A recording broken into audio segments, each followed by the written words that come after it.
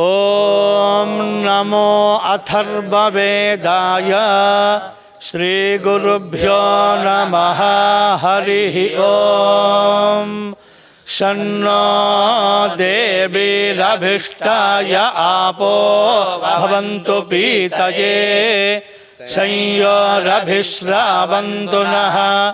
ब्रह्मा जज्ञानं प्रथमं पुरस्ताद्विषीमतः सुरुचो वेन आवः। सबुध्निया उपमा अस्य विष्ठ सतश्च योनिमसतश्च विवाह। ये त्रिसप्ताः पर्यन्ति विश्वा रूपाणि बिभ्रातः। वाचस्पतिर्बला तेषां तन्वो अद्य दधातु मे। पुनरेहि वाचस्पते देवेन मनसा सह वसोऽस्पते निरामय मय्येवास्तु मयि श्रुतम्।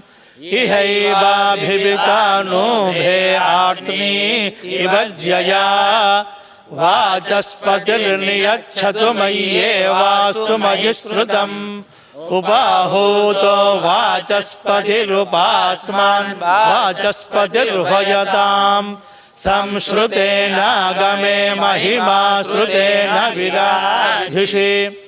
स्तुता मया वरदा वेदमाता प्रचोदयन्तां पावमानि द्विजानाम्।